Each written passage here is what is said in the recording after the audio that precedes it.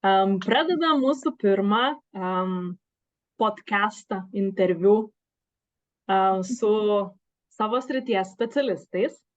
Ir šiandien norėčiau pristatyti Jurgą Jotkazytę.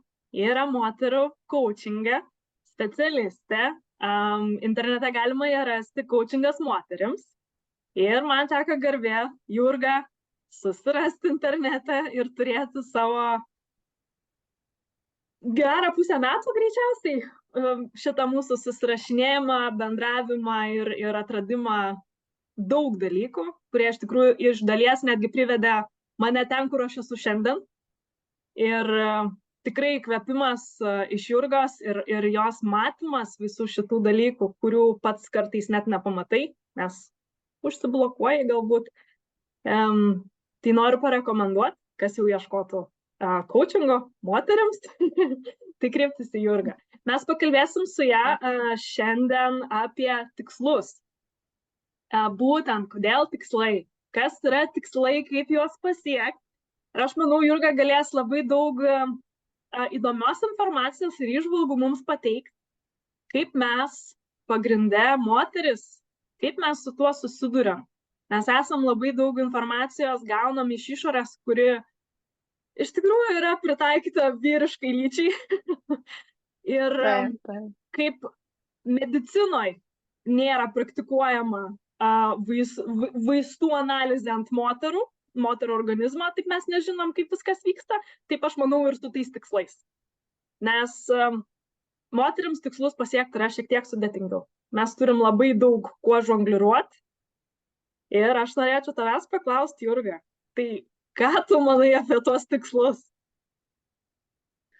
Tai sveiki visi, labai ačiū, kad pakvietei mane, malonu čia būti ir garbė būti pirmojo podcast'o, kaip sakant, epizodo žvaigždėje pas save svečiuose. Tai mano požiūris šiek tiek netradicinis yra į apskritai į coachingą ir į tikslus taip pat, nes kaip ir tu minėjai, dauguma saviugdos knygų, ypač apie sėkmę, apie tikslus, yra parašytų vyrams ir tai jas parašė vyrai taip pat. Tai jie rašo pagal tai, kaip jiems yra. Ir dalis dalykų mums irgi tinka, kaip moteriams, dalis dalykų mums sukelia vidinį pasipriešinimą arba nusivylimą arba mąstymą, kažkas su manim ne taip, nes man taip neišeina. Tai kai moteris yra vyriškoje būsenoje, pavyzdžiui, jinai yra, tarkim, kad ir netekėjusi, neturinti vaikų, daranti karjerą, susitelkusi į tas vyriškas savybės, nori lyderiauti ir siekti aukštumų savo veikloje, jai tinka tas standartinis būdas, kuris yra pateikiamas daugumoje saviugdos ir knygų, ir mokymų, ir kituose dalykuose. Ne? Bet jeigu moteris nori labiau būti savimi ir išreikšti tas moteriškasias savybės, kurios mums natūraliai duotos gamtos, ir jas paversti savo stiprybėmis, nes mes paprastai moteriškasias savybės verslo pasaulyje ypatingai laikome trūkumais, laikome silpnybėmis, dėl to mes jų neišnaudojame pilnai. Tada, norint, kad tai būtų stiprybė ir privalumas, į tai svarbu atsižvelgti, ne? Tai atpažinti ir išnaudoti, ir tada metodai šiek tiek skiriasi. Tai vat, ką aš pati dariau, tai aš pasižiūrėjau, iš pradžių dirbau irgi pagal tuos standartinius metodus, bet labai greitai supratau, kad jie man netinka ir kad mano klientams jie netinka, tiksliau nepilnai tinka, gal taip pasakyčiau. Ir aš juos truputėlį modifikavau, kad jie labiau atitiktų moterų poreikius. Tai dabar, jeigu apie pačius tikslus, ne, tai standartinė tikslų išsikelimo metodika plačiausiai, ko gero, naudojama vadinasi SMART. Ar teko girdėti kada apie tokią metodiką? SMART, specific, measurable, attainable, achievable ir panašiai. Taip. Tai yra visi tie žodžiai raktiniai, kad turi pasiekti tiksliai žinodamas, ko nori ir panašiai. Ir šitoje vietoje pas mane labai dažnai kildavo toksai klausimas, o tai dabar, kad aš nesutilpsiu į tą savo scale, vadinasi, tą išsikelto tikslo dalį ir vat, būtent tas momentas man sukeldavo daugiausia streso. Tai, ta prasme, kaip tai yra moterims? Nėra taip, kad būtent tas tikslas ir to tikslo data mums iš tikrųjų sukelia daugiau streso negu apskritai tikslo siekimas. Mhm. Tai jeigu paimtumėm tik tą momentą, ne, kada pagal standartinę metodiką tu turi tiksliai žinoti, ką tu nori pasiekti ir kada. Taip. Taip, tai va čia esmė, pačio tikslo formulavimo esmė yra, kas turi įvykti ir kada. Taip. Taip. Ir tai yra pagrindžiama tuo, kad kai tavo smegenys žino konkrečią datą ir konkretų ar skaičių, pavyzdžiui, kiek tu ten turi pardavimų padaryti, ar, gali apčiuopti, išmatuoti, įsivaizduoti tą dalyką, jos natūraliai programuojasi tam tikslui pasiekti, ne? Tame tiesos daug yra ir manau, kad vyriškų atveju tai labai naudinga yra. Ir tai visa tai kyla iš logikos labiau. Ne? Tai kas dabar atsitinka? Jeigu yra, pavyzdžiui, tarkim, aš noriu ten, nežinau, uždirbti 10 000 eurų, ne? Ten lapkričio 15, iki lapkričio 15 dienos, ne? Tarkim, nuo šiandien iki lapkričio 15 dienos. Jeigu aš uždirbu 10 000 eurų lapkričio 16 dieną, reiškia, aš jau susifeilinau savo tikslę. Per vieną dieną prasileidau. Taip, taip. Ta prasme, kad vyriškų būdu yra tik tai arba tu laimi, arba tu praloši. Taip. Viskas, kas netitinka nustatytos datos, išskyrus gali būti truputį anksčiau arba truputį daugiau. Bet iš esmės tai, kas netitinka, pavyzdžiui, aš lapkričio 15 uždirbu 9990 eurų, ne? Tai vėlgi gaunasi, kad aš savo tikslo nepasiekiau. Tai yra juoda arba balta. Ne? Laimėjau arba pralaimėjau. Aš esu loseris arba sėkmingas žmogus, ne? Ja, ir nematom tada iš tikrųjų to laimėjimo, kad ir koks jis bebuvo, kad ir tai datai, kaip tu sakai, 10 eurų pritrūka, ir jau, tai velnas, tai aš čia nepasiekiau, bet tai 10 eurų, kas tas tėra, ne? Jeigu taip jau pagalvoju. Taip. Tai moteriškas būdas labiau yra, nors dabar jau pradedu matyti, kad tai yra įtraukiama vis daugiau ir į standartinius būdus, tiesiog tai nesivadina moteriškas būdas, nes aišku, vyrai taip pat turi moteriškų savybių ir jiems jų irgi reikia, kaip mums reikia vyriškų. Tai čia tiesiog rūšis yra savybių, bet jos yra reikalingos ir tiem, ne? Tai moteriškumas labiau orientuojasi į procesą. Kaip pavyzdžiui, tarkim, apie tą procesą, kaip tu matai procesą, nes ta prasme, kiekvienas jį matom skirtingai. Kas yra procesas galų gale? Galbūt nuo pačio apibrėžimo, bet pradėt kalbėti. Tai aš apibrėžimo nežinau, bet galiu esu savo nuomonę pasidalinti, ne? Bet aš dar prieš tai noriu truputį patiksinti, kuo skiriasi tas pats tikslo formulavimas, ne? Kai tu orientuojasi procesą. Tai tą, pavyzdžiui, 10 000 aš įsikeliu kaip vėliavą, kad tai yra mano orientyras, link kurio aš einu. Tai nėra pirk arba mirk tikslas, kurį aš turiu pasiekti tai datai, tai tiesiog yra kaip kryptis, į kurią pusę aš einu. Ir orientacija, norėčiau, kad tai vyktų maždaug lapkričio mėnesį. Tai viskas daug tokio platesnio pobūdžio, ne? Bet kryptis yra, kad aš noriu į tą pusę eiti. Ir kai aš orientuojuosi į procesą, aš tiesiog matau kryptį. Ir aš žiūriu, ką aš galiu padaryti su turimais resursais čia ir dabar, kad aš priartėčiau vienu žingsneliu. Šiandien, dabar priartėčiau vienu žingsneliu prie savo krypties. Prie arčiau savo tikslo tą kryptimi. Ne? Ir tu tiesiog kiekvieną kartą darai geriausia, ką tu gali. Tai pavyzdžiui, tu prisiplanuoji, kad, man reikės sudalyvauti podcast'e, man reikės ten padaryti kažkokie tai mokymus, ne, kuriuos aš norėsiu parduoti. O aš norėsiu dar tą padaryti. Na ir tarkim, tu vieną dieną atsikeli ir tau vaikai serga.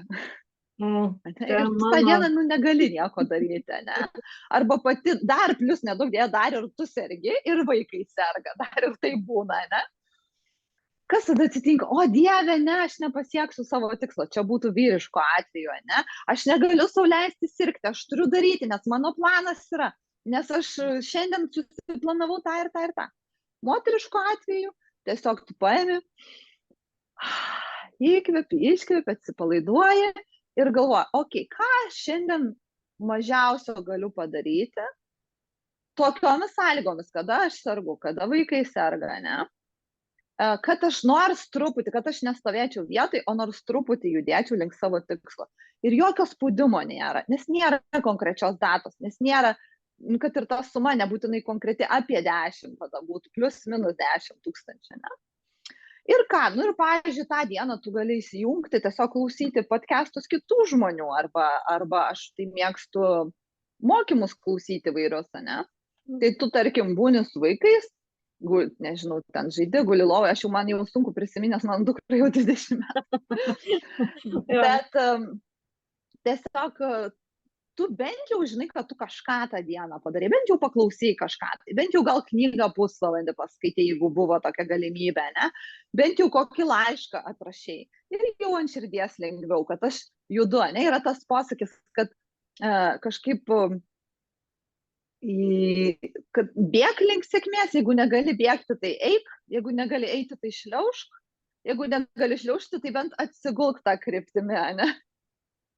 Jo, būtent, norėjau sakyti, kartais iš tikrųjų mes moteris ant tiek persistengiam, nes reikia sulaviruoti tiek daug dalykų, yra šeima, yra vaikai, yra namų tvarkymas, yra dar ten kitokie dalykai.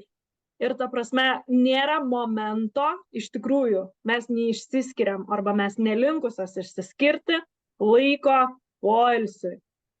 Ir tas poilsis dažniausiai pasireiškia kaip, kad tada jau tu jau susergi.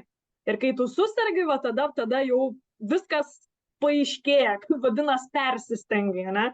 Ir gal aš netgi sakyčiau, kaip tu sakai, klausykis tų podcastų, bet ne tada, kai sergi. Kai jau sergi, tai jau vadinasi, jau nieko nebedaryk. Gulkis geriau lovos su tais. Tai galbūt. Jo. Galbūt geriausia, pavyzdžiui, ką tu gali tuo metu padaryti, yra greičiau pasveikti. Taip, būtent. Rūpintis savimi, gerti arbatų, gulėti lovoje, jeigu išeina, ne? Vitaminų kažkokių, tai mes abi tai su tavim vaistų nelabai vartojam, tai ir šitą ir nesakau. Tai aš, tarkim, gydausi vitaminu C, ten česnako kapsulėm ir panašiai. Taip, tai gali būti geriausias, priklauso labai dar nuo situacijos, nuo sveikatos, ne? Bet taip kartais geriausias dalykas yra tiesiog greičiau pasveikti, savim pasirūpinti, kad atgautum jėgas.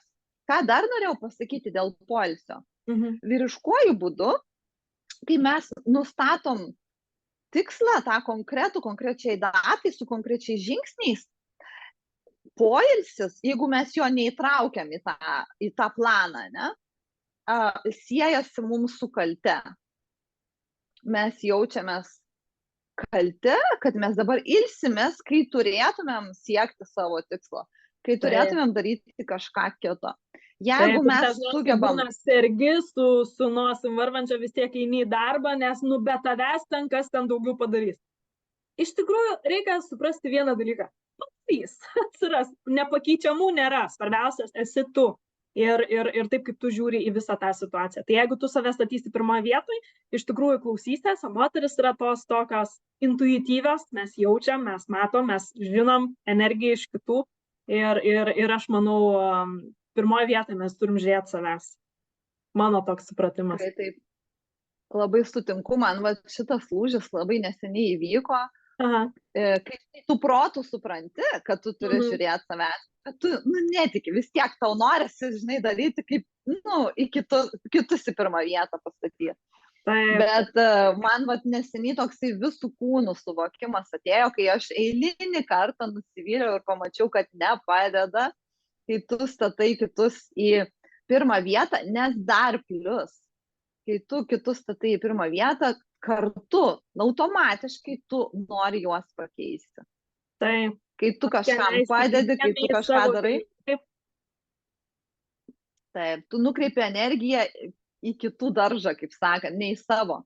ir tada siekti tų tikslų, mes išsitaškom, mes pavargstam, mes nusiviliam, labai daug emocijų atsiranda, mums yra daug sunkiau, vien dėl to, kad mes nebeturim vidinių resursų, mes išsibalansavusios esam, išsimušusios iš vėžių. Taip, ir vėl, sakau, grįžtam į tą patį, kad mes jau nebejaučiam, kada kūnas pasako, gana, viskas, man nebereikia, ir tada jau smegenys sprogsta, nieko nebesinori ir tiesiog lūžti. Ir tas būtent ta dalis, kai jau lūžis yra, jau yra per vėlu. Jeigu vyksta tas lūžis, tai rodo, kad daug vyriškos būsenos yra. Taip. Nes moteriškoje būsenoje nėra tokio dalyko. Moteriškoje būsenoje mes pagal pajautimą dirbam, ne, su malonumu. Darom tai, kas patinka, siekiam tikslų, galbūt lėčiau šiek tiek, bet su daugiau malonumo. Nes, gerai, pavyzdžiui, tarkim, gerai, aš uždirbsiu tuos 10 000 iki lapkričio 15 dienos, bet kokia kaina bus, ne? Pavyzdžiui, aš nemiegosiu dieną naktį, su šeima nebendrausiu, būsiu pikta, atžagari, ne, nežinau, ten, nelyskit prie manęs, aš tikslo siekiu, žinai. Tai yra viena, bet gal geriau tą tikslą pasiekti per pusę metų, ne, iki pavasario, tarkim, bet užtat su malonumu, užtat nepametant pakeliui savo vertybių ir savęs ir savo ribų, kurios mums yra svarbios. Ir ką dar pastebėjau, kad tas moteriškas būdas, kai nėra, kai tu maždaug norėtum apie 10 000, tarkim, uždirbti. Aš paėmiau šitą pavyzdį, nes jis labai konkretus ir apčiuopiamas, bet tai gali būti ir su kitais dalykais. Tai aš pastebėjau, jeigu tu darai geriausia, ką tu, ta prasme, kitaip pasakysiu. Vyriškų būdu yra tikslas kaip morka. Ne? Jisai kabo, aš jį matau ir aš link jo bėgu. Moteriškų būdu yra kažkur tai ten gale, kažkur prieki, nežinau, šviečia tikslas, bet aš žiūriu, ką aš galiu daryti dabar. Tai, pavyzdžiui, šiandien aš turiu daug energijos, aš galiu daugiau kažko padaryti, ne? Kitą dieną aš turiu mažiau energijos, gerai, aš galiu daugiau pailsėti, kad dar kitą dieną daugiau energijos turėčiau. Mane kažkur kažkas pakvietė, ne? Pavyzdžiui, kad ir tu mane pakvietei, aš gal neturėjau šitokio plano, eiti, ne? Bet aš einu pagal pajautimą, jaučiu, kad man gerai eiti, aš einu, jaučiu, kad geriau neiti, aš neinu, ne? Ir iš to gaunasi kartais, kad ilgiau gal užtrunka, bet mes tą tikslą, aš esu tiek kartų nustebusi rezultatu, kad tu prašoki, jeigu tu turi tikslą 10 000, tai tu realiai 10 000 tik ir pasieksi. Bet jeigu tu turi tikslą maždaug eiti tą pusę, didinti pajamas ir tu darai geriausia, ką tu gali čia ir dabar, vieną dieną geriausia, kitą dieną geriausia, ką gali, trečią dieną ir tai išsiplečia ir tu gali ir 100 000 tada uždirbti ir net nepastebėti, kaip tai įvyko, nes tu tiesiog darai, čia ir dabar, ką turi daryti. Jurga, sugrįšim, padarysim pertraukėlę trumpą ir sugrįšim su tavo pavyzdžiais iš tavo gyvenimo. Kokias tas morkas buvai išsikėlus ir kaip pavyko tau link jų eiti, kokie buvo keblumai ir kaip tu iš tikrųjų žiūrėjai į kažkokią įvykusią ar galbūt nelabai pasisekusi tą kelią ėjimo link tos morkos. Grįžtam į mūsų pokalbį, į mūsų morkas. Tai kokios tos tavo morkos buvo, kokie tai tikslai? Imkim pavyzdžius iš tavo gyvenimo, apie ką labiausiai norėtum pakalbėti? Kur labiausiai pasireiškia tie tavo tikslų siekimas, kaip tu galbūt anksčiau į tai žiūrėjai, kaip galbūt dabar jau žiūri, kuo pasikeitė tas visas metodas? Tai tų morkų jau aš seniai nebesikeliu savo prieš nosę, neturiu. Bet pradžioje, kai prieš pradėdama savo verslą, tai tikrai turėjau tikslą savo veiklą pradėti, turėjau tikslą klientų skaičių tam tikrą turėti per tam tikrą laiką. Ir buvo labai sunku, nes viskas buvo ne taip, kaip aš įsivaizdavau, ne taip, kaip aš planavau. Kaip tu planavai, kaip įsivaizdavai? Tiesa, pradėkim nuo to, gal prieš kiek metų visą tai daugmaž įvyko, kada pradėjai kurti savo verslą? 5-6 metai atgal maždaug. Okay. Tai va, tai aš įsivaizdavau. Kaip? Kaip sekei tuos tikslus? Kokie buvo užsibrėžimai? Kodėl tu būtent buvai užsibrėžus taip, kaip tu buvai užsibrėžus? Galbūt kažkas pamokė, galbūt kažkur matei visą tai, palei kokias metodikas apskritai taikai. Ką matei tuo metu būnant svarbiausių, sakykim taip. Tai kadangi aš baigiau coachingo kursus pirmiausia, gavau sertifikatą, tai ten mes ir mokėmės SMART metodikos, ne? Tai vat būtent kaip siekti tuos tikslus, tiksliau kaip juos išsikelti tinkamai ir tada jų siekti, tai aš taip juos ir kėliausi. Ir man atrodė, kad aš kai pabaigsiu kursus, susikursiu savo puslapį Facebook'e, kad man čia tik reiks paskelbti įrašų kažkiek ir pas mane jau bus tų klientų. Bet iš tikrųjų tai taip nebuvo. Viskas buvo daug sudėtingiau, negu aš galvojau. Ir teko man daugybę lūžių savy įvykdyti, kad aš prisitaikyčiau prie esamos situacijos ir nepasiduočiau, nes kas dar yra su tuo būdu, kai mes konkrečiai išsikeliam tikslą, su tą morką, tai mes labai nusiviliam greitai. Jeigu mes tik pamatom, kad, pavyzdžiui, tarkim, yra tikslas į 10 žingsnių suskirstytas. Ir jeigu mes pirmam, antram, trečiam žingsnį pamatom, kad mums nesigauna pagal planą, mes iš vis norim nebesiekti to tikslo, nes mes jau matom, kad mes nebespėsim laiku arba nepavyks mums tiek tokio dydžio tikslo pasiekti, kokio mes norime. Ir tada ateina labai didžiulis nusivylimas, frustracija, noras viską mesti, grįžti samdomą darbą, tai ne man galbūt arba Lietuvoje iš coachingo nepragyvensi, čia mano atveju, ne, lenda pradeda lysti visokie įsitikinimai, trukdantis. Ir aišku, visa tai yra kuras sėkmei, ne? Tai jeigu aš išsikeliu tą tikslą ir man nesigauna jo siekti ir lenda tie įsitikinimai pačioje pradžioje, tai ir aš su jais pradirbu, tai tada man kuo toliau, tuo lengviau gaunasi. Tai jau geriau jie išlystų pradžioje, kai aš dar esu žalias žmogus, kurio nieks nežino, kuris neturi reputacijos, kuris neturi ką prarasti, negu kad jie išlystų, pavyzdžiui, man sekėsi, iš kažkur atsirado kliento, ne pradžioj, susikūrė kažkoks įvaizdis, susikūrė kažkokią bazę, o tada staiga kažkas įvyko ir tada pradėjo, pavyzdžiui, po 2 metų lysti tie įsitikinimai ir tada, ką daryti, tada yra daug sunkiau jau su jais dirbti, ne? Tai visa tai yra naudinga ir moteriškas būdas visą tai priima. Moteris siejasi su priėmimu situacijos, su tuo, kas vyksta, ne? Su atjauta savo, kad, man dabar sunku, dabar pas mane lenda įsitikinimai, kurie man nepadeda, ką aš su jais galiu dabar geriausio čia ir dabar padaryti, ne?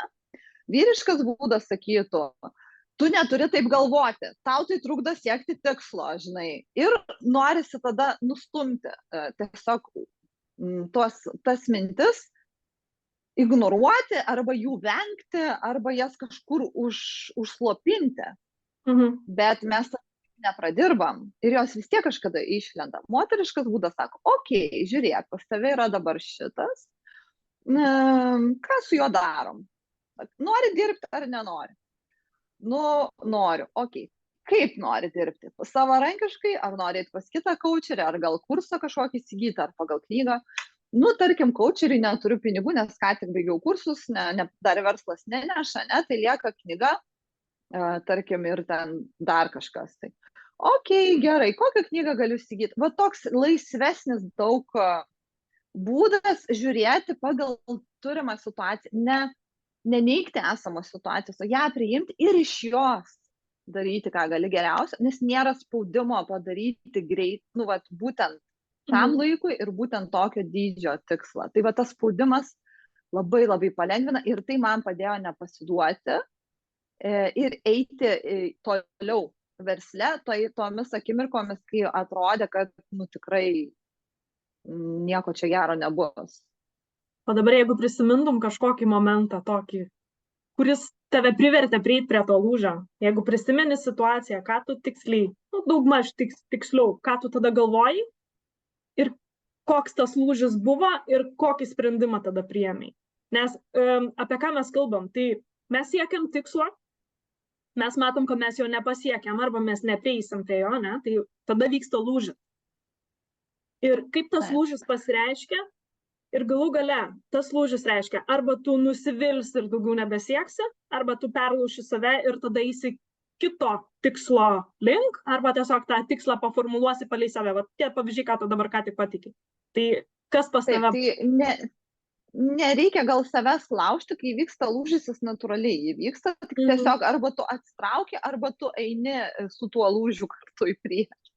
Tai mano atveju buvo taip, kad aš pastebėjau, kad aš neuždirbu, aš net 100 eurų gal pradžioj neuždirbu, ilgoką laiką neuždirbdavau per mėnesį iš coachingo. Ir aš sakau vyrui, žinai, aš galvoju, gal man verta grįžti į samdomą darbą ir coachingą kartu turėti. Ir jisai man sako, kodėl? Sakau, nes nesigauna taip gerai, kaip norėčiau, žinai.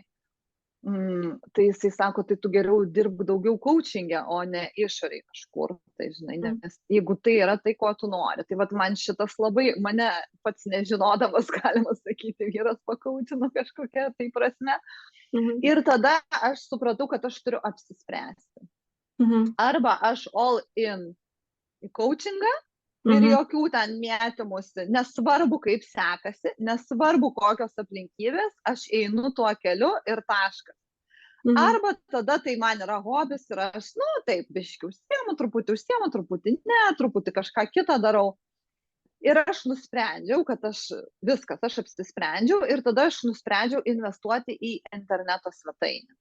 Savo jau puslapį pasidarytą, ne, coachingas moteriams LT, jeigu kam įdomu, gali pasižiūrėti, čia jau dabar yra atnaujinta versija, prieš tai buvo senesnis variantas. Ir kai aš pradėjau tą puslapį daryti ir kai aš pamačiau, kiek viskas kainuoja, o aš neturiu realiai pajamų, ne, vėl man iš karto mintis, ne, nesąmonė, nedarysiu, čia neapsimoka, žinai, ir tada aš tokia, ramiai, tugi apsisprendai. Tai vat man tas labai padėjo. Tugi nusprendai, kad viskas, tu darai, viską, ką reikia, ką gali, kad eitum coachingo keliu. Tai puslapis yra neišvengiamas sekantis žingsnis. Tiesiog tu jį gali lėtai kurti po truputį pati, kažką ten bandydama, ne? Gali kažką samdyti, gali ieškoti kitų būdų.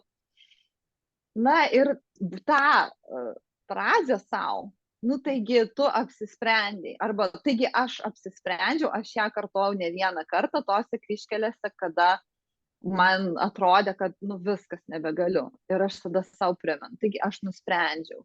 Taigi, pavyzdžiui, kai tu pardavinėji mokymus ir niekas neperka, ne, nei vienas žmogus. Ir galvoju, viskas, žinai, tai ne man, nemoku aš parduoti, nemoku aš gal kaip coacherė gera, bet kaip pardavėja bloga, ir čia be pardavimų nieko nebus. Ir tada, taigi tu nusprendai, išmoksi tos pardavimus, žinai, viskas bus tvarkoj, eik taip, kaip tau išeina, daryk tau taip, kaip gaunasi, mokykis iš klaidų, žiūrėk, kas veikia, kas neveikia, žinai, ir suprasi, viskas yra patirtis. Realiai tu savo mintim turi dirbti, iš esmės, su savo mąstymu. Tai vat man tas, taigi tu apsisprendai, taigi aš nusprendžiau, čia kaip aš su savim kalbu, ne? Man labai labai padėjo nemesti to. Ir aš be galo džiaugiuosi, kad esu dabar čia, kur esu, ne tik dėl to, kad man kaifuoju aš nuo šito darbo ir galiu pragyventi gerai ir iš namų dirbti, bet ir dėl to, kad aš matau, kokį poveikį tai daro moteriams, klientams mano, kas be galo džiugi.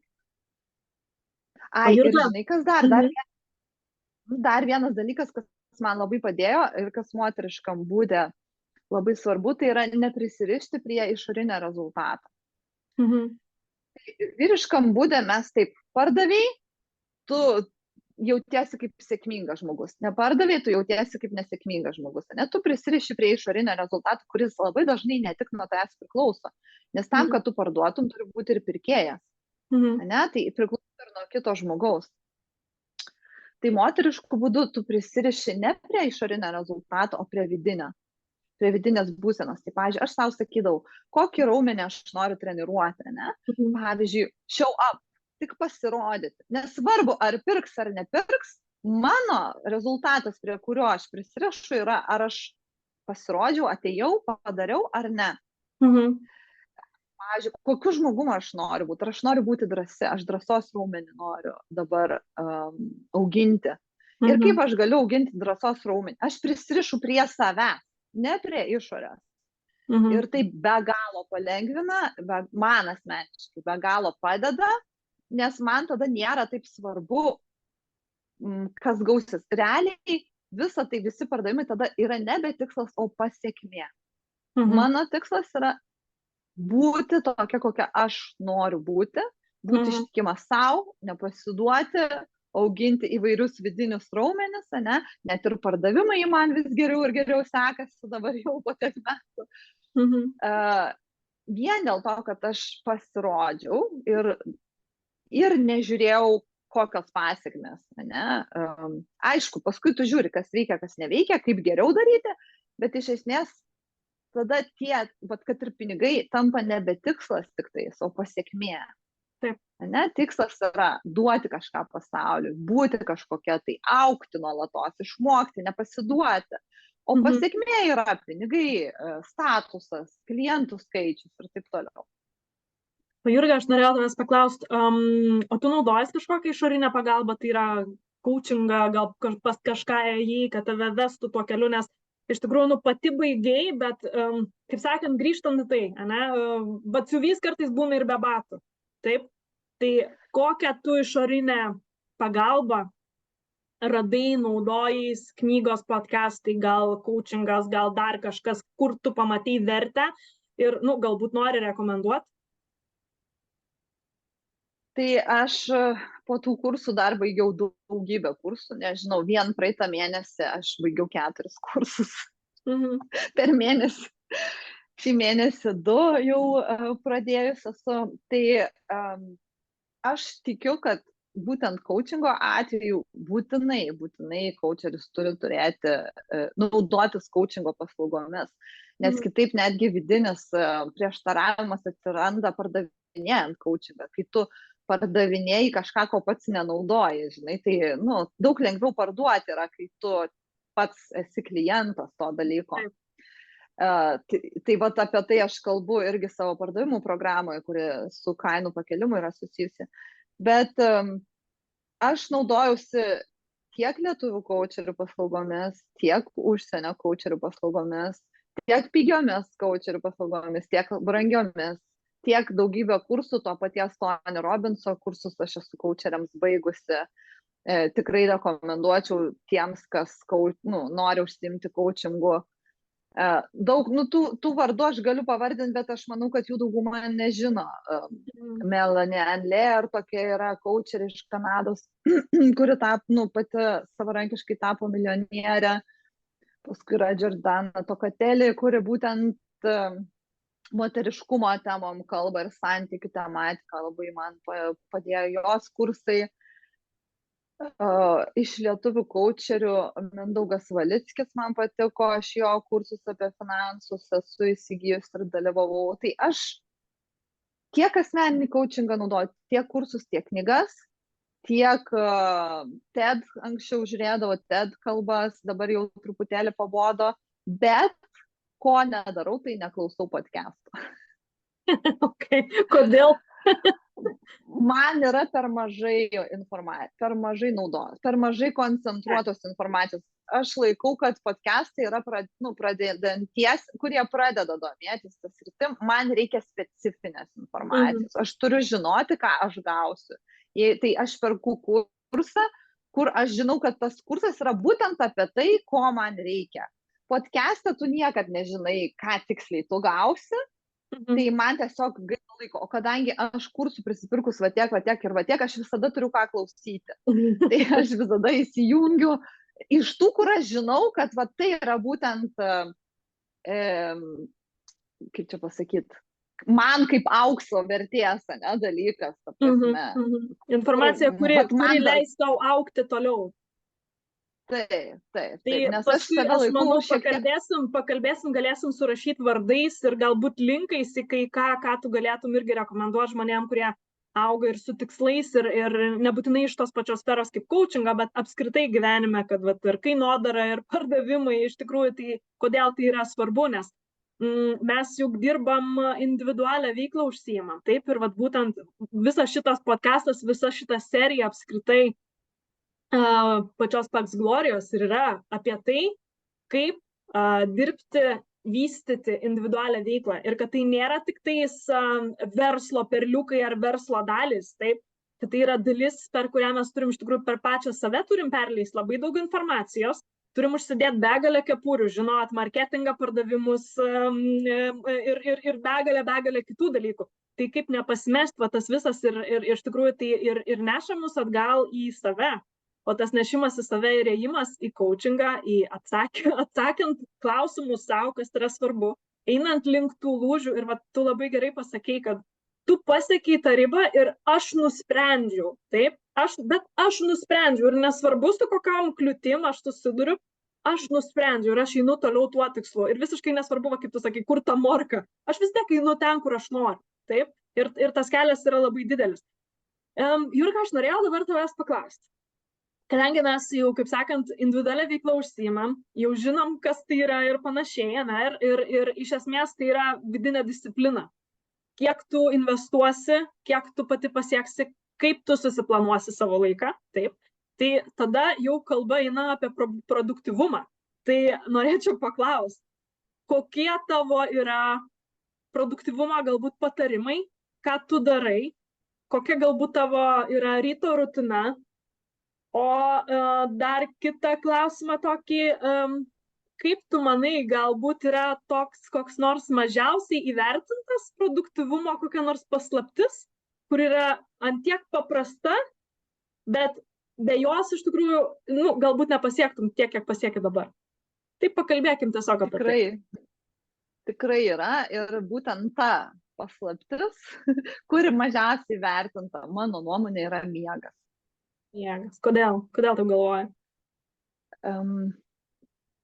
Todėl, kad aš stebiu save, kaip aš jaučiuosi, kaip aš dirbu ir ką aš darau, kai aš pamiegu, taip kaip sveika yra pamiegoti, ne?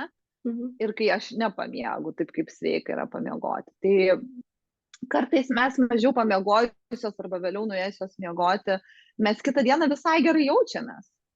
Bet yra ženklai, kurie rodo, kad tiesiog mūsų organizmas adaptuojasi. Jisai sumažina žalą to miego trūkumo, išnaudodamas kitus resursus, dėl to mes jo galim nepastebėti. Bet pavyzdžiui, tarkim, labai paprastas pavyzdys. Jeigu aš nueinu miegoti, tarkim, apie 11 valandą, tai kitą dieną aš praktiškai neturiu poreikio skrolinti telefoną. O tai kada tu eini tai ir kada kelies? Kiek yra tas laikas skirtas miegui? Aš suprantu, kad tai yra labai individualu, bet būtent kalbant apie tave, kaip pas tave, kaip tavo rutina šitą visą susidėlioja? Tai kai aš miegą darau prioritetų, tai aš einu miegoti apie 11 valandą, kartais iki 11 ir keliuosi taip, prieš 7, apie 7, prieš 7. Jeigu aš neskiriu dėmesio, tai aš pabaigsiu, kai aš neskiriu dėmesio, nes man labai sunku laiku šiai būna nueiti miegoti, tai aš einu miegoti 12, 1, 2, kaip kada, ne, ir keliuosi irgi, kaip išeina, 8, 7, priklausomai nuo to, ką aš turiu daryti tą dieną. Tai o ryto rutina man prasideda nuo vakaro tada, ne, tai jeigu aš nueinu laiku miegoti, tai aš atsikeliu ir aš tada galvoju, nuo ko aš noriu pradėti dieną, ne, koks man šiandien būtų fainas rytas. Pradedu galvoti, kaip aš kelsiuos, ką aš rengsiuos, ar aš iš karto kažkokį halatą, megztinį jaukų įsisuks ir tokio vaibo noriu, ar aš iš karto kažką, tai žinai, kito. Šiaip aš esu dar tikinti žmogus, tai aš skiriu laiko šiek tiek ryte dar ir dvasingumui, ne? Kartais padėkoju už dalykus vakar dienos, kas atsitiko dar gulėdama lovoj. Šiaip laikausi to principo, kad yra tam tikrą laiką prieš miegą ir tam tikrą laiką atsibudus ryte mes būnam tokio būsenoje, įtaigioje būsenoje, ne? Ir tada nerekomenduojama naudotis telefonais, socialinė medija, nes ta informacija eina kiaurai į smegenis mums. Tai aš tada pagalvoju apie tai, ko aš norėčiau, kaip aš įsivaizduoju savo gyvenimą. Toks labai tinkamas laikas manifestavimui, svajonėms, žodžiu, tam, ką tu nori kišti į galvą, su įsitikinimais dirbti, ne, ten, pažiūrėjau, afirmacijas aš tada pakartoju savo galvoje ryte. Atsikeliu ir tada darau taip, kaip aš noriu, žinai, kartais noriu valgyti, kartais nenoriu, kartais pamatau pro langą, kad kyla saulė ir man raudonai apšviestas namas ir man iš karto viskas, einu pažiūrėsiu, kaip raudonas dangus atrodo, aš iš karto lauką einu, žodžiu, aš darau, kaip aš noriu. Bet jeigu tik aš nueinu miegoti vėliau, ryte aš noriu gulėti, aš tingiu keltis, tada aš guliu lovoj, tada aš įsijungiu telefoną, tada aš pradedu žiūrėti, kas man ten ką parašė, tada, jau reikia eiti, žodžiu, skiriasi ta pradžia ryto priklausomai nuo to, koks buvo vakaras. Ir kaip produktyvumas dienos skiriasi tada? Vienu atveju ir kitu atveju? Irgi nuo situacijos priklauso, žinai, jeigu mes paimtumėm, kai tu susiplanuoji ir tu neturi iš ko rinktis, ne, ir pas tavę susitikimai, tai kaip ir nesiskiria, tu vis tiek eini juos, ne. Bet jeigu ta diena yra tavo ir tu turi tą laisvę pati spręsti, ką tu darysi, ne, tada išsimiegojus yra daug lengviau atlikti viską, ką suplanavai, o neišsimiegojus ir taip pat kitaip rytą pradėjus, tada norisi muilinti, žinai, tas atidėliojimas prasideda. Gerai, dar biškai, va čia dar telefonę pasidėsiu, va čia dar tą padarysiu. Tiesiog vidinių resursų nėra. Siekti to, ko tu nori siekti, o yra vidiniai resursai, taip pasroviui kaip tau darosi. Ne tu darai, o kaip tau darosi, va tai va tada gaunasi labiau. Ta diena, kada aš miego, sakykime, savo miego pažeidžiu tą norą, kaip aš norėčiau miegoti, ne? Tai va, tai aš ką pastebėjau, kad, tikrai, va, net nesavijautos prasme, nes kartais savijauta, kaip minėjau, nesijaučia, bet būtent veiksmų prasme miegas labai didelį skirtumą duoda.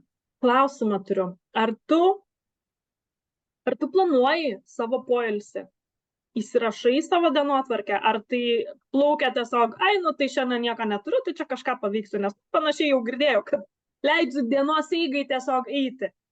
Nes problema, sakykime, žmonėm, kurie iš tikrųjų turi labai daug ką padaryti. Ir jie neskiria laiko savo poilsiui ir leidžia savo darbam paimti viršų.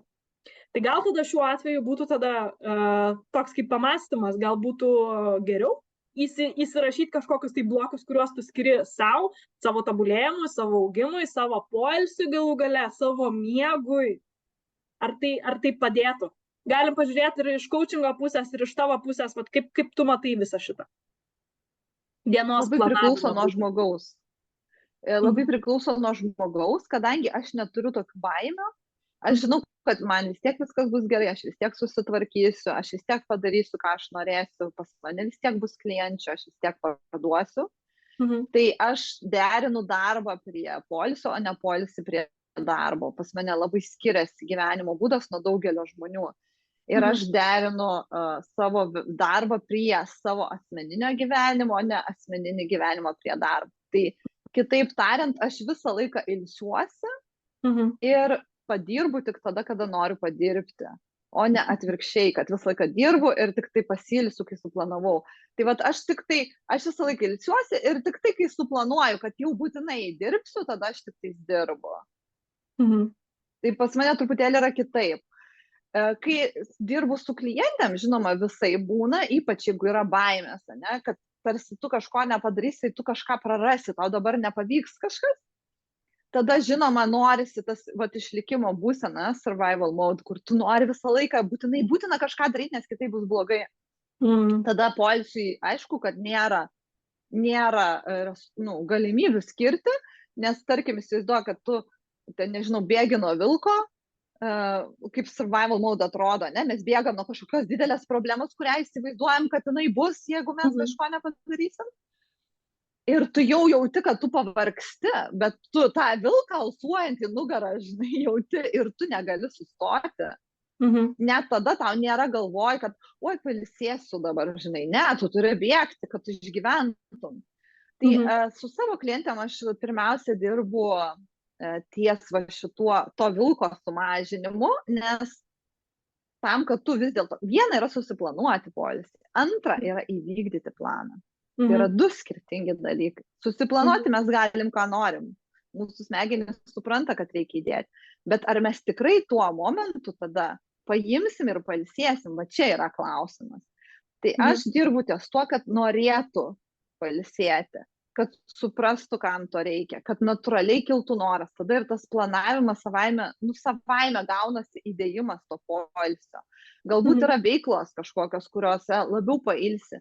Nes jeigu tu nepailsi, vis tiek tavo organizmas pasiims tą poilsį ir beveik 100% jis pasiims jį per skrolinimą telefone arba žaidimą arba kažką tokio. Jis vis tiek turi pasiimti, ar taip ar taip. Nebus taip, kad jis nepasiims. Jo, per skrolinimą ir tiesiog tokį buką žiūrėjimą mes, kaip iš esmės atjungiam smegenis. Tiesiog yra tas toksai, ta zona tokia, bet tai ne poilsis. Tikrai ne poilsis. Jurga, tai yra poilsio pigus pakaitalas, kurį organizmas pasiema. Taip. Jurga, klausimą dar vieną tokį turėčiau. Tu gal pagalvotum apie tokį dalyką? Sakykime, kokį klausimą būtum norėjęs, kad aš tavęs paklausčiau? Gal yra kažkas, ką tu norėjai labai labai smarkiai pasakyti, būtent šitą tikslų temą, produktyvumo temą? Aš manau, kad čia mano toks bus baigiamasis žodis. Aš manau, kad labai daug kas priklauso nuo mūsų mąstymo, nuo mūsų programos, kurią mes per gyvenimą susikuriam, kaip mes esame užprogramuoti veikti, ne, pagal savo patirtį, kokius įsitikinimus mes susikrovėm, susidarėm savo galvoje. Tai yra pats pagrindas, koks požiūris yra į save, koks požiūris yra į darbą, koks požiūris yra į pasaulį, kaip mes mąstom. Pavyzdžiui, tarkim, jeigu aš kažko nepadariau, tai ar aš galvoju, kad aš tada esu not good enough, žinai, ar aš vis dėlto tada, kaip aš į save žiūriu, ne? Ar aš turiu savo meilę savo įrodyti, užsidirbti ir kitiems, ne? Ar aš tiesiog ją turiu. Tai ir labai svarbu yra prisimti atsakomybę už savo indėlį, nes ką aš labai dažnai matau, ir pati perėjau per tą, pavyzdžiui, tarkim, jeigu tau nepavyksta parduoti, norisi kaltinti žmonės, kad jie neperka, jie kažko nesupranta, kad jie kažkokie yra, ne? Tai jau yra ženklas, kad į sieną atsitrenksi, ne? Kad nebus judėjimo į priekį, jeigu taip galvosi. Tai tada svarbu keisti mąstymą. Tai vėlgi man pačiai mąstymas padėjo, ne, kai aš sakiau, kad aš apsisprendžiau, tai irgi yra keitimas. Vietoj to, kad, o Dieve, gal aš niekada neuždirbsiu iš to coachingo ir man čia be reikalo aš švaistau laiką, tu grąžini save. Taigi aš apsisprendžiau, viskas. Tai tiesiog vidinė kova tarp minčių vyksta. Vienas, kurios tempia tave į saugumo būseną ir norą nieko nedaryti, pasirinkti saugų, paprastą variantą ir viskas, eikit jūs susivelniot. O kitas, kuris eina ties to, ko tu iš tikrųjų nori. Ir čia yra pozityvus mąstymas, čia yra negatyvus mąstymas. Ir nuolatos vyksta ta kova galvoje tarpusavį, tarp tų dviejų dalykų. Tai aš dabar būtent darau programą, kuri apie tai yra, vadinasi Nauja moteris. Tai mes kursime naujus mąstymo modelius su dalyvėmis. Bet aš kiekvienai labai linkiu pastebėti savo mąstymą, pastebėti, kur kokios mintis eina ir kur nukreiptas mūsų dėmesys. Ar į kitus, ką jie daro ne taip, kaip aš norėčiau, ar įsivaizduoju, kad jie turėtų daryti, ar į save, ką aš noriu daryti. Savęs kaltinimas irgi nepadeda, bet galima pažiūrėti į dalyką, tai okei, tai nesuveikia, ką aš toliau noriu daryti šitoje situacijoje. Tai man atrodo, visa kita yra tik niuansai. Jeigu tokį mąstymą sėkmingą mąstymą mes turime, mes galim bet ko pasiekti bet kokioje srityje. Tai vat, ir poilsis, ta prasme, ir poilsis nebe problema tampa, ne? Nes aš jaučiuosi, kai aš galvoju kitaip, aš ir jaučiuosi kitaip ir aš noriu pailsėti. Tai viskas susiveda į čia. į galvą, Tai į vat, smegenis. Jurga, gali gal Taip. pasakyti mūsų klientams, klausytojams, kur tave rasti, kaip tave rasti, kokias programas tu dabar siūlai, nes sakai, labai kalbi daug apie, kad pastoviai kažką atnaujini. Kuo tu dabar atsinaujini savo programą, kuo tave galima rasti, kur tave galima rasti ir kuo tu gali padėti? Tai mano svetainės adresas yra coachingasmoterims.lt su O, ne au, nes kas mažiau domisi, tai coachingas, ne, rašosi su A. Bet čia yra nelietuviškas žodis, tai jisai rašosi coachingas. Lygiai tos pačių pavadinimų yra Facebook'e puslapis, coachingas moteriams, ir lygiai to pačiu pavadinimu Instagrame yra puslapis. Taip pat aš turiu Facebook'e nemokamą grupę augančios moteris, kurioje kaip tik baigiau prieš porą dienų pozityvumo iššūkį 30 dienų dariau, tai aš dalinausi įvairiomis temomis, kurios mums padeda arba trukdo būti laimingomis ir ką daryti. Tai nėra paviršutinis iššūkis, tai toks gilesnis, aš mėgstu visą laiką giliau žiūrėti į priežastis, o ne pasekmes. Ir taip pat dabar naują programą turiu grupinio coachingo, kuri vadinasi Nauja moteris, būtent tiems naujiems mąstymo modeliams kurti, pasitikėjimui savimi auginti. Ir kadangi grupinę tokią programą darau pirmą kartą, tai dabar yra labai gera kaina.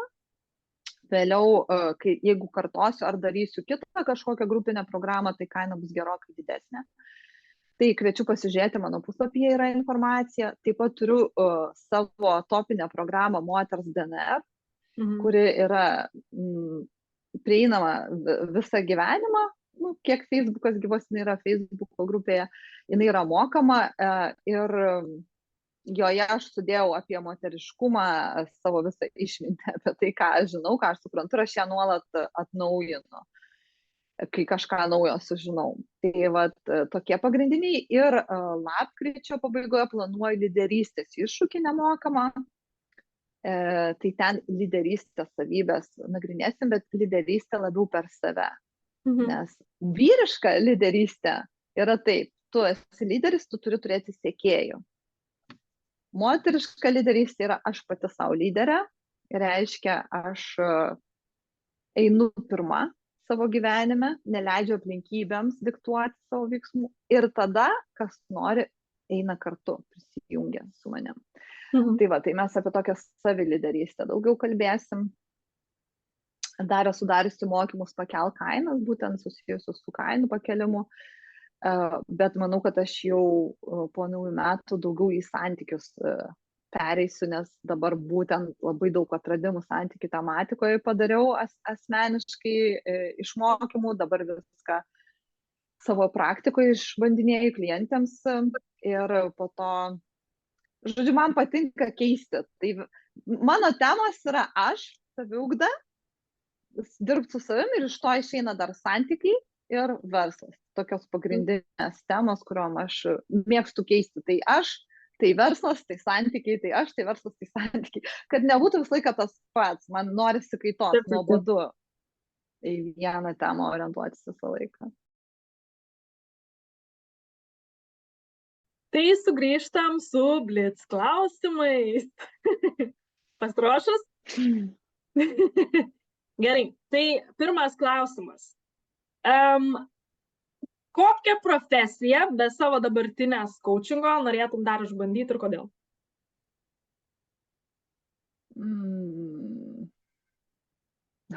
Tiek atėjo į galvą minčių.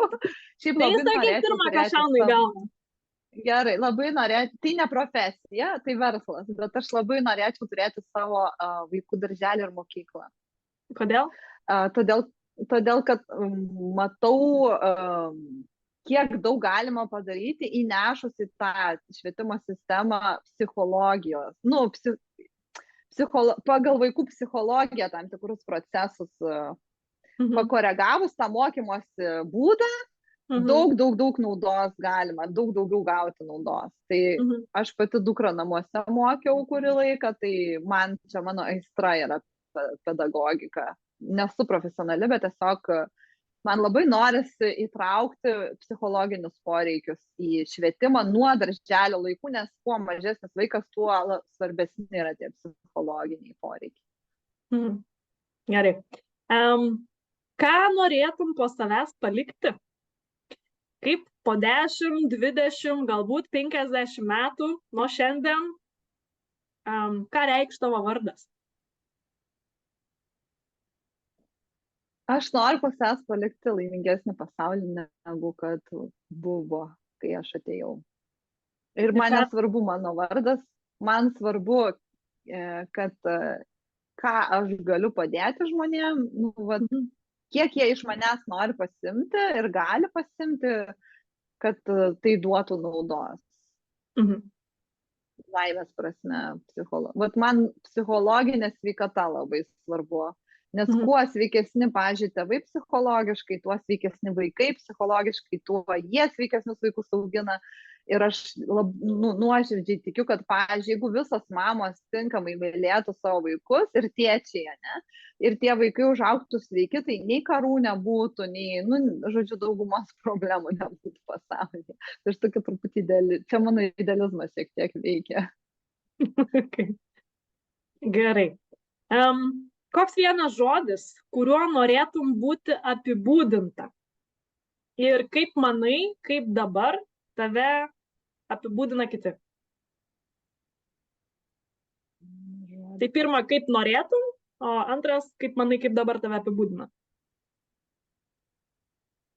Vienu žodžiu neišeis, bet viena mintis gautųsi, kad jinai yra savimi. Ir kaip čia, ką tu manai? Čia taip, kaip tu norėtum, kad tave apibūdina? Čia kaip aš norėčiau, kad mane apibūdintų, taip. O kaip tu galvoji, kaip dabar tave apibūdina? Labai priklauso nuo to žmogaus, kuris apibūdina. Vieni mane mato kaip šiltą, nuoširdų žmogų, kiti mane mato kaip pasikėlusių žmogų. Čia labai nuo žmogaus priklauso. Aš nelabai suku savo galvą, kai mane kiti apibūdina. Mano nuomonė apie save yra svarbesnė. Labai gerai. Tie žmonės, su kuriais aš bendrauju, tai jie mane visada labai gerai ir šiltai ir draugiškai apibūdina. O ką kiti galvoja, tai nežinau. Gerai. Tai dabar pabaig sakinį.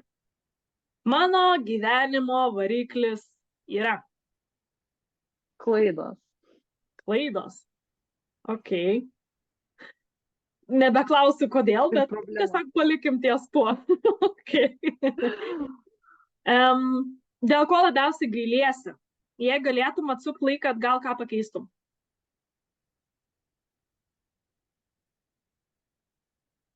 Labai nuo nuotaikos priklauso. Būna dienų, kai absoliučiai nieko nesigailiu ir galvoju, viskas į gerą išėjo tikrai. Būna dienų, kai apmaudu, gal kad rėkdavau kartais ant dukros. Gailiuosi šito. Okay. Jeigu šiandien pasiektum bet kokį vieną tikslą, koks jis būtų? Koks tikslas suteiktų tau didžiausią laimę? Šiandien? Šiandien, bet ką gali pasiekti? Koks tas tikslas? Mano smegenys iškart į nerealistinį nuėjo. O kodėl? Tai gerai, tai viskas gerai, gali būti ir nerealistinis. Svarbu, kad pasiektas. Jis tau suteiks daugiausia laimės. Kad žmonės žinotų tiesą.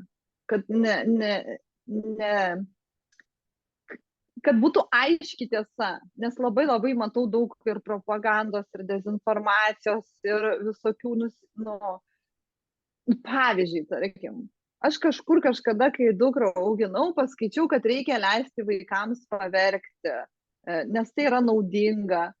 Plaučiai ten kūdikiams, ne? Tipo, tu palieki verkiantį vaiką. Dabar, su mano žiniomis, tai yra tragiškas sprendimas. Ir aš netgi tą dariau kelis kartus.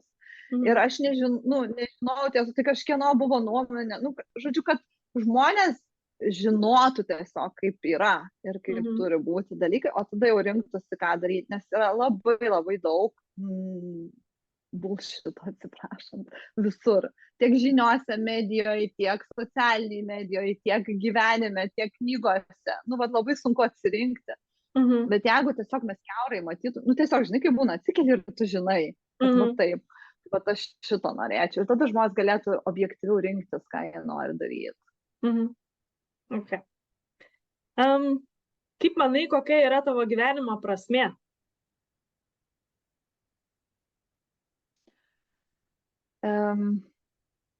Dvilypė. Jis yra viena prasme yra iš religinės pusės, ne, susijusi, tai aš tai šitą pusę aš gal paliksiu, nes nežinau, kiek kam aktualu, ne? O jeigu nereliginiam kontekste, tai mokintis, būti laiminga, bet kokiamis sąlygomis ir padėti tai pasiekti kitiems. Ar tu jau gyveni pagal ją? Manau, kad taip. Jau senokai, sakyčiau.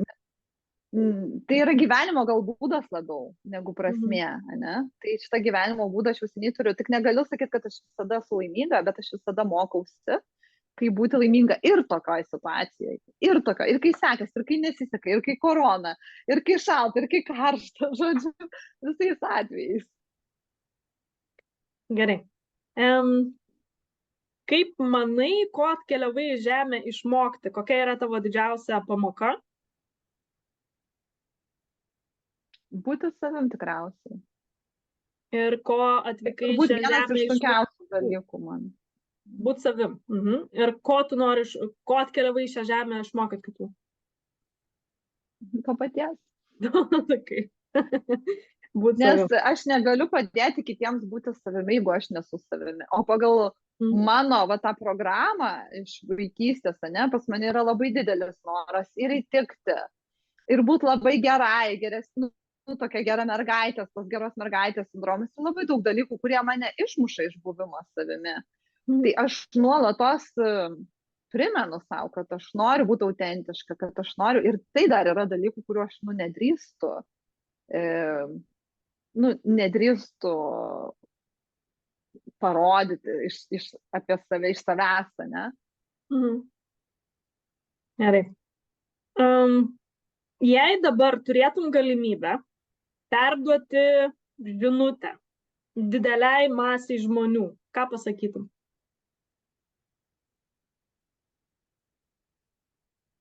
Kokie sudėtingi klausimai.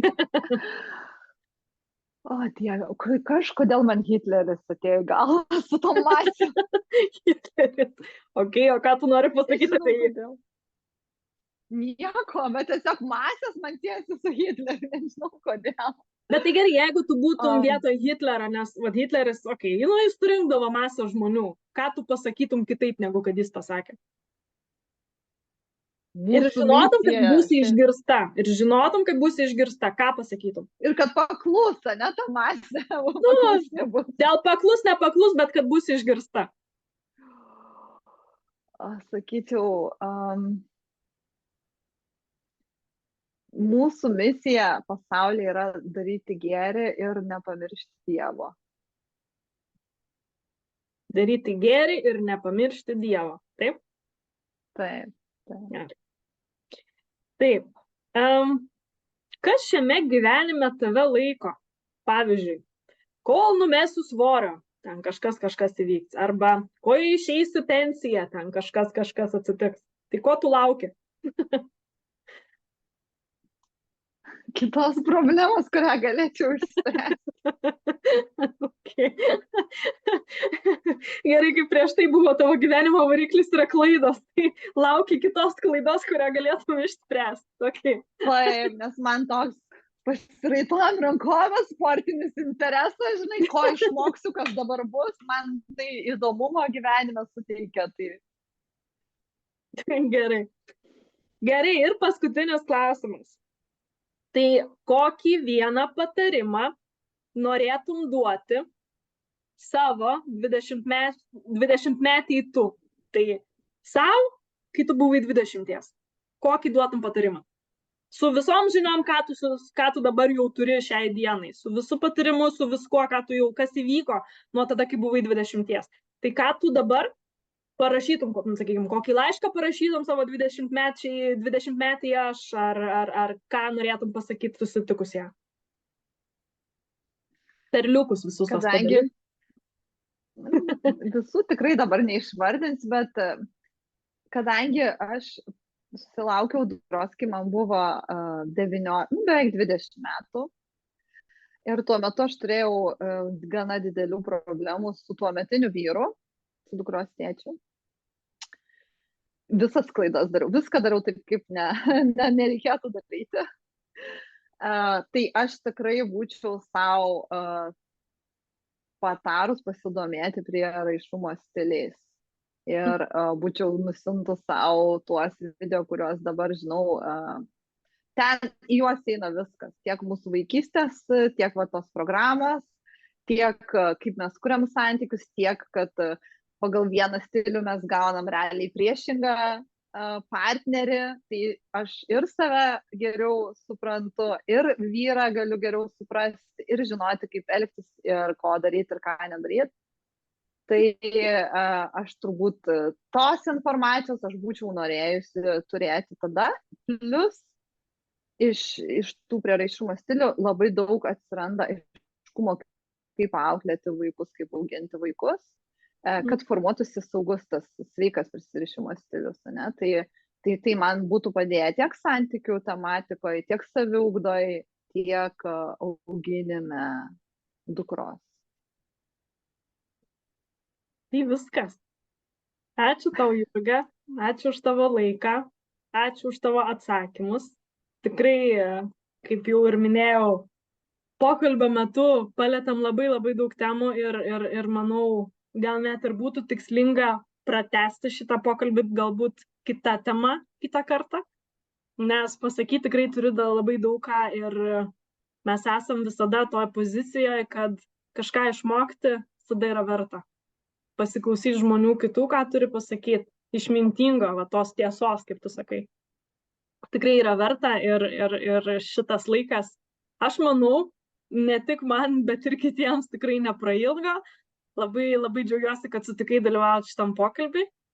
Kaip sakant, būti to bandomuoju triušiu. Tai aš viliuosi, kad pavyko, viskas gerai. Ir tikrai esu be galo dėkinga, kad šiandien buvai čia su manim ir su klausytojais. Tai ačiū tau, ačiū visiems, kas klausot ir iki čia išklausėt, reiškia tikrai buvo įdomu. Tai man irgi labai malonu dalyvauti, dalintis savo žiniomis, nes tai irgi prisideda prie mano misijos, ne? Gyvenimo prasmės. Tai labai ačiū. Gerai. Ačiū, Jurga, dar kartą. Linkiu geros dienos ir iki sekančio galbūt susigirdėjimo, susikalbėjimo. Visą.